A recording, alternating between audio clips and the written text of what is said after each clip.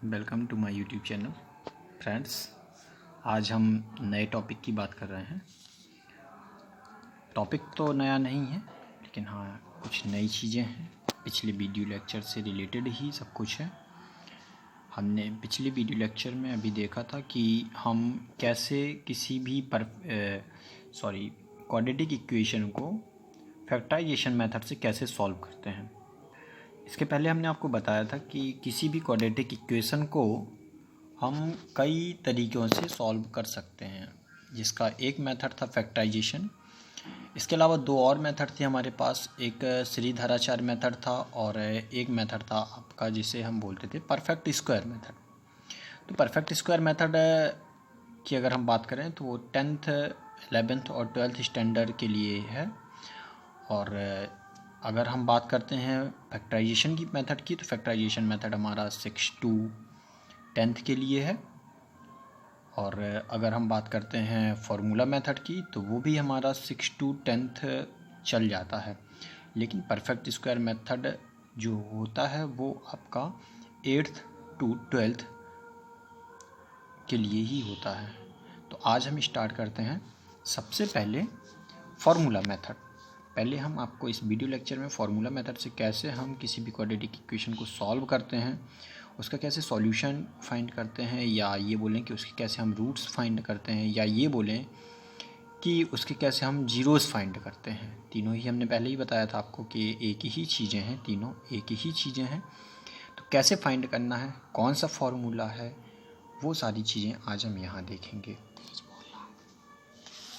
Friends, सबसे पहले हम एक इक्वेशन ले लेते हैं। हमें पता है कि हमारा general form of quadratic equation क्या होता है, ax स्क्वायर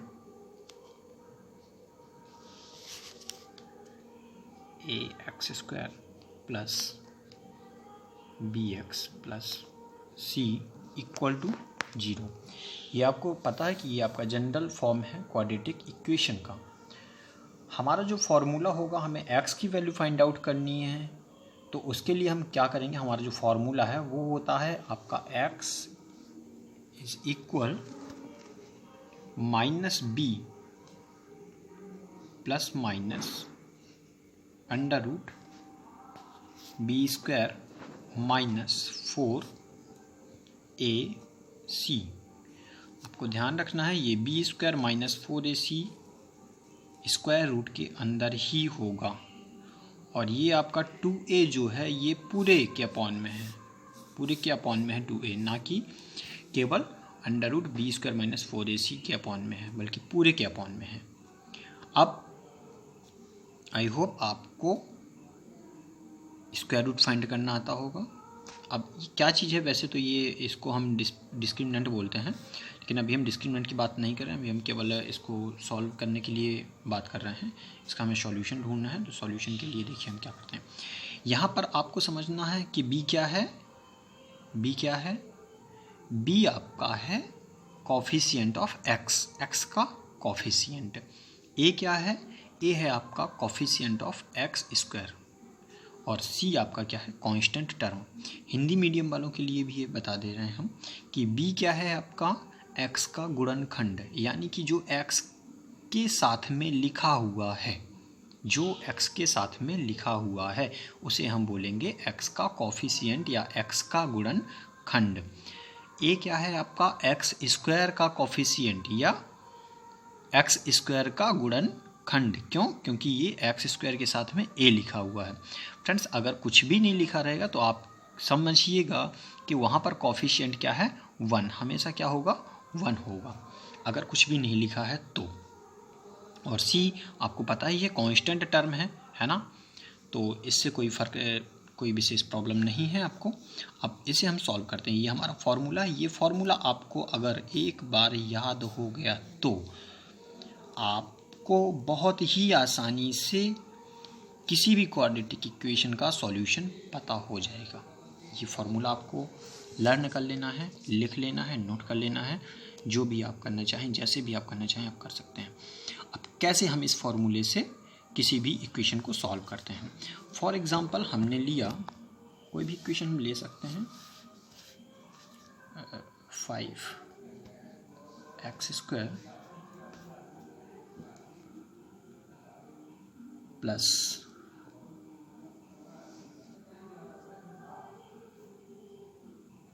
इसको हम क्या कर सकते हैं,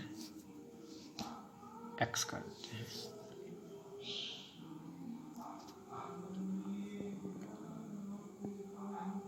ना एक्स ना करके हम इसको कर देते हैं 3x माइनस 14 इक्वल टू 0। ये आपका क्वाड्रेटिक इक्वेशन है, x square plus 3x minus 14 equal to 0। अब इस क्वाड्रेटिक इक्वेशन को हमें सॉल्व करना है।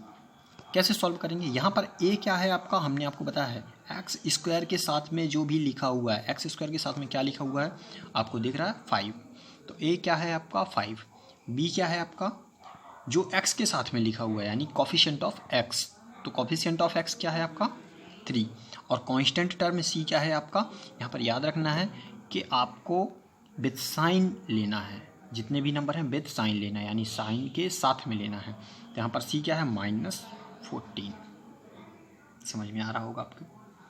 इसके बाद हम चलते हैं, तो यहाँ पर आपका क्या हो जाएगा x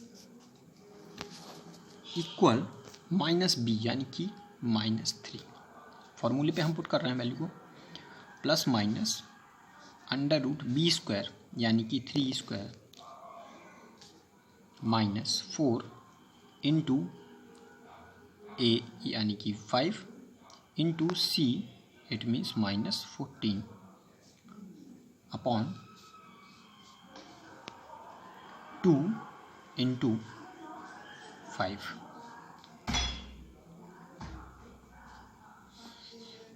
-3 प्लस माइनस 3 3 = 9 माइनस ये माइनस और ये माइनस आपको पता होगा इंटू हो रहा है तो प्लस हो जाएगा, ये हमने प्लस कर दिया 280 अंडर रूट के अंदर है अपॉन 10 -3 प्लस माइनस आपको पता है कि स्क्वायर रूट के पहले प्लस माइनस हम लगा देते हैं, क्यों? क्योंकि किसी भी नंबर का अगर वो प्लस में है तो भी स्क्वायर करने पर वो प्लस में रहेगा, माइनस में है तो भी स्क्वायर करने पर वो प्लस में ही रहेगा। ये आपका हो जाएगा 289 अपॉन 10, ये सारी x की वैल्यू चल रही है हमारी, x इक्वल -3 प्लस माइनस। अब आपको पता होना चाहिए कि 289 का स्क्वायर रूट क्या होता है। स्क्वायर रूट के लिए हम अलग से वीडियो लेक्चर डेवलप करेंगे अभी, तो अभी हम फिलहाल हमें पता है 17 अपॉन 10। अब फ्रेंड्स आपको क्या करना है, एक बार हमें पॉजिटिव साइन के साथ में 17 लेना है और एक बार हमें नेगेटिव साइन के साथ में 17 लेना है और आपका आंसर आपके सामने होगा। सो हम वी टेक पॉजिटिव, एक बार हम प्लस साइन ले लेते हैं एंड वी टेक निगेटिव, एक बार हम निगेटिव साइन ले लेते हैं। सो x इक्वल -3 प्लस 17 अपॉन 10, ये आपका हो जाएगा 14 अपॉन 10, इसे कट कर देंगे हम अगर तो 7 अपॉन 2। x की वैल्यू हमने आपको बताया था, एक बार प्लस लेके और एक बार माइनस लेके सॉल्व कर देंगे, हमें x की वैल्यू पता हो जाएगी। आपकी एक वैल्यू ये हो गई x equal to 7 upon 2 and when we take x equal to minus sign then -3 minus 17 upon 10 x equal to -20 upon 10, it means x equal to -2। ये आपके सामने इस क्वाड्रेटिक इक्वेशन के सॉल्यूशन, या ये समझें कि इस क्वाड्रेटिक पॉलिनोमियल की, अगर इस जीरो की हम बात नहीं करते तो ये पॉलिनोमियल हो जाएगा, तो इस क्वाड्रेटिक पॉलिनोमियल के जीरोज़ हैं, और या समझें कि इस क्वाड्रेटिक इक्वेशन के ही क्या हैं आपके सामने, इस क्वाड्रेटिक इक्वेशन के ही क्या हैं आपके सामने फ्रेंड्स, क्या हैं रूट्स। समझ में आ रही है बात?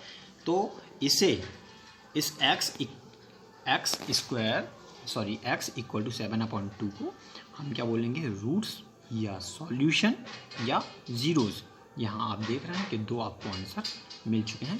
तो इस तरीके से हम इस